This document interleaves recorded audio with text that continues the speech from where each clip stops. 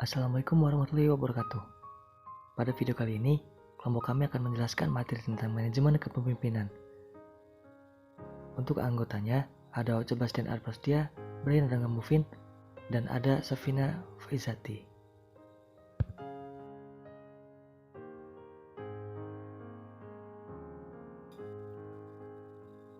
Untuk definisi manajemen, menurut Amtu pada tahun 2012, dalam bukunya mengatakan bahwa kata manajemen berasal dari bahasa Latin, yaitu dari asal kata manus, yang berarti tangan, atau agere, yang berarti melakukan.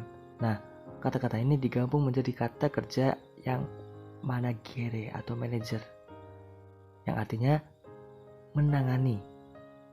Manager diterjemahkan ke dalam bahasa Inggris dalam bentuk kata kerja to manage, dengan kata benda manajemen dan manager untuk orang yang melakukan kegiatan manajemen. Akhirnya, manajemen diterjemahkan ke dalam bahasa Indonesia menjadi manajemen atau pengelolaan.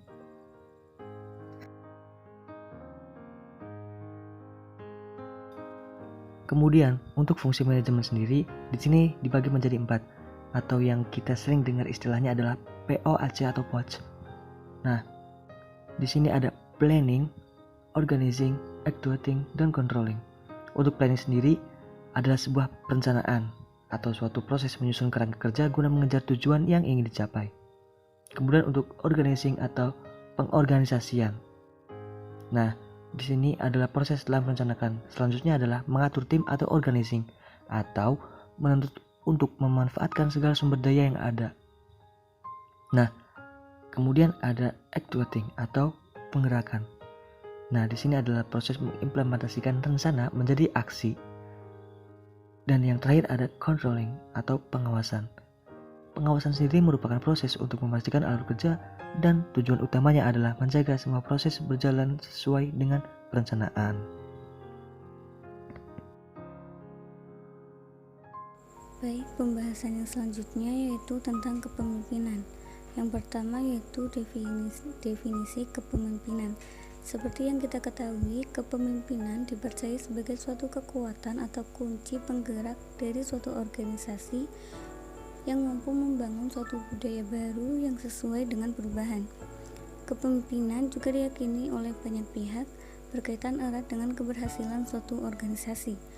Pemimpin di suatu organisasi mempunyai posisi yang dominan dalam menentukan sukses atau tidaknya suatu organisasi.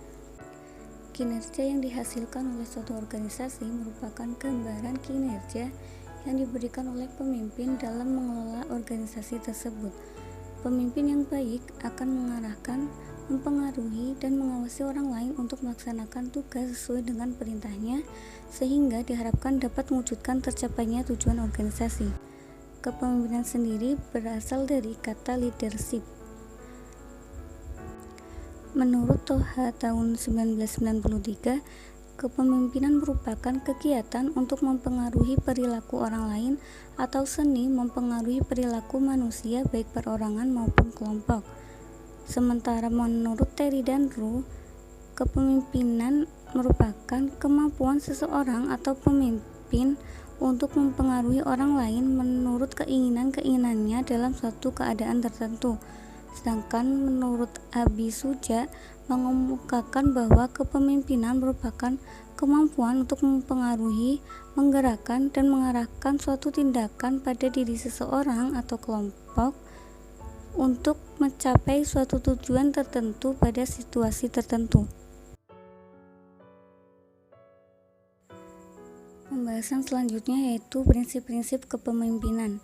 Atmaja tahun 2012 dalam Pramudya 2013 menyatakan bahwa prinsip kepemimpinan adalah kualitas personal yang dimiliki oleh seorang pemimpin yang mengacu kepada nilai-nilai yang mampu membawanya mencapai kinerja terbaik dalam rangka mewujudkan misi dan tujuan perusahaan. Adapun prinsip-prinsip kepemimpinan adalah sebagai berikut. Prinsip yang pertama yaitu Master Chef atau peramu talenta.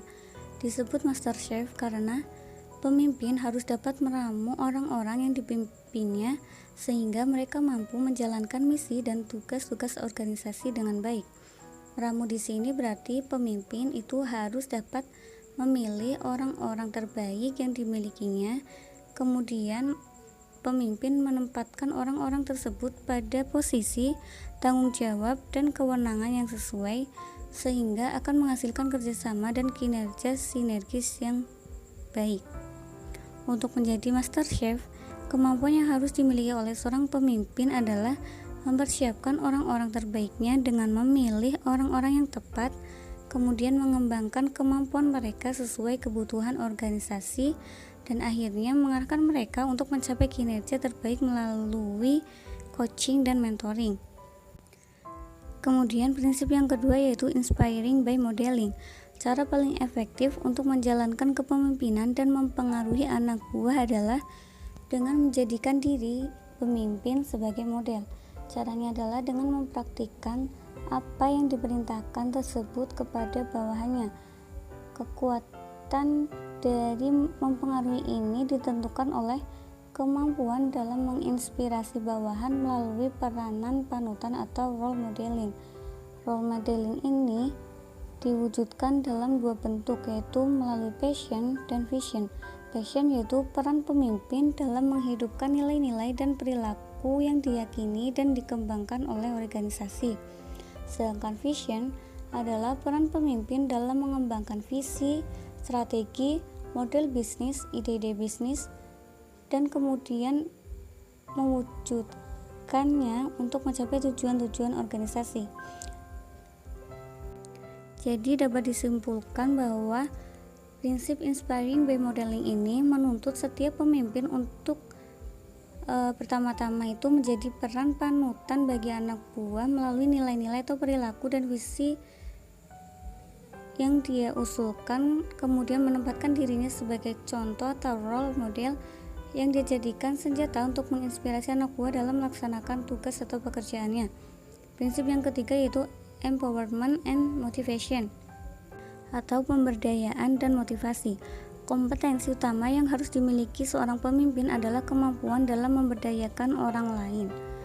Seorang pemimpin itu harus dapat menemukan potensi-potensi yang tersembunyi dari anak buahnya yang kemudian memberdayakannya sehingga dapat menghasilkan kinerja yang luar biasa.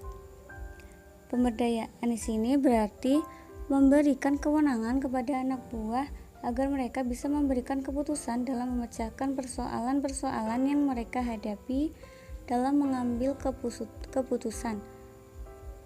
Selain melakukan pemberdayaan, pemimpin juga harus dapat memotivasi, misalnya dengan memberikan target-target yang tinggi dan menantang.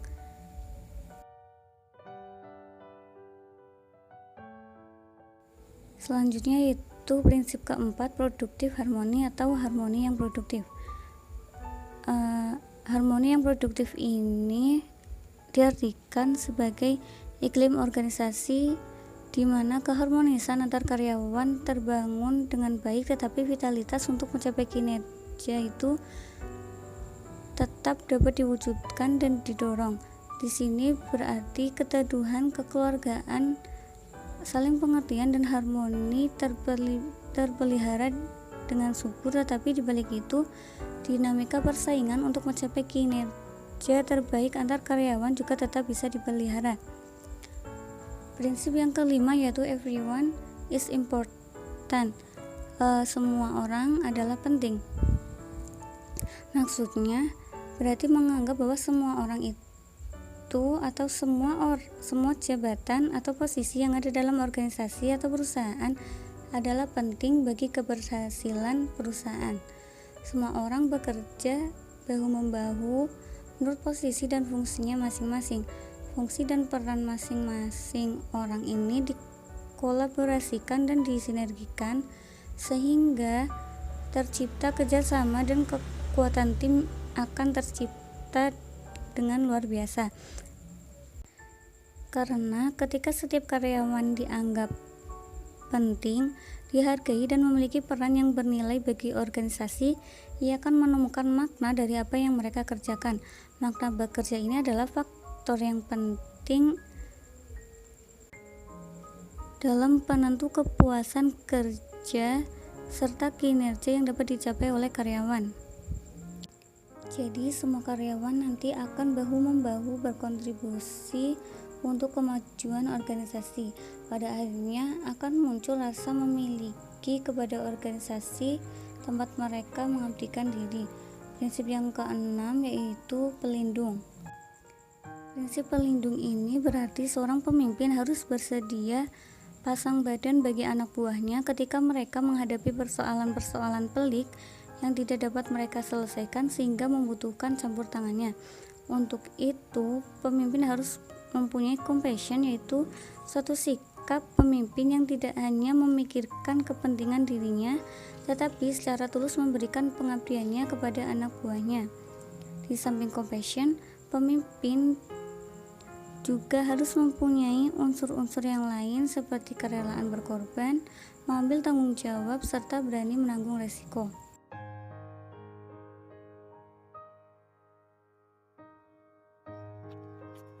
Oke, fungsi-fungsi kepemimpinan. Yang pertama ada fungsi instruksi. Fungsi ini bagaimana seorang pemimpin bisa memberikan keputusan, memberikan perintah kepada anggota-anggotanya. Mungkin ketika terjadi suatu perbedaan pendapat seperti itu. Jadi pemimpin bertugas sebagai pembuat perintah, pembuat keputusan tersebut. Kemudian ada fungsi konsultatif. Nah, ini bagaimana seorang pemimpin dia bisa menempatkan dirinya menjadi seseorang yang ditanyai terkait keputusan organisasi dari anggota-anggotanya. Jadi misalkan anggota bingung ini mau ngapain atau mereka kebingungan dalam menentukan suatu hal, itu bisa langsung berkonsultasi pada pemimpin. Kemudian fungsi partisipasi. Nah, di sini bagaimana seorang pemimpin itu bisa mengintegrasikan antara pemimpin dan anggotanya yang nanti membuat keikutsertaan anggota dalam suatu pembuatan keputusan atau dalam melaksanakan suatu acara seperti itu. Kemudian ada fungsi delegasi. Fungsi delegasi ini memberikan limpahan wewenang ya dalam membuat keputusan atau membuat suatu kebijakan atau sebagai representasi dari suatu organisasi tersebut. Kemudian ada fungsi pengendalian. Nah, ini adalah fungsi kontrol, di mana seorang pemimpin memiliki fungsi dalam mengatur, dalam memanajemen anggota-anggotanya ketika anggota-anggotanya tersebut mulai kehilangan arah. Bagaimana ia mampu mengatur aktivitas anggotanya dalam suasana yang efektif dan koordinasi yang terhubung. Jadi nantinya akan tujuannya itu tetap tercapai, tujuan dari organisasinya tersebut. Lalu ada implementasi manajemen kepemimpinan dalam organisasi. Nah, dalam melaksanakan fungsi kepemimpinan, manajemen kepemimpinan sangat diperlukan oleh suatu organisasi. Kenapa? Karena untuk mencapai sebuah tujuan organisasi tersebut secara efektif seperti itu. Jadi hal ini untuk mendukung pemimpin dalam melaksanakan konsep the right man in the right place secara tepat. Konsep ini berarti bahwa menempatkan seorang karyawan dalam tugas pekerjaan itu disesuaikan antara kemampuan dan kompetensinya. Ya mungkin ada yang bilang, tapi kan itu bisa dipelajari dan lain-lain. Tapi ini bisa lebih efektif seperti itu ya, bisa lebih ngena gitu, lebih cepat klop seperti itu. Nah, karakter dan prinsip kepemimpinan yang dibangun dengan baik dan mulia akan menciptakan iklim kepemimpinan yang kondusif, yang mana nanti akan berpengaruh pada etos kerja dari semua anggotanya. Seperti itu. Terima kasih.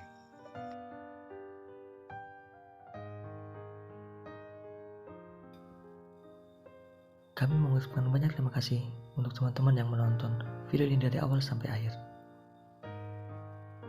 Dan tentunya kami meminta maaf. Pasti ada salah dalam pengeditan video maupun materi yang telah kami paparkan. Setelah menonton video ini, teman-teman bisa mengajukan pertanyaan di kolom komentar maupun di WhatsApp grup. Sekian dari kami. Wassalamualaikum warahmatullahi wabarakatuh.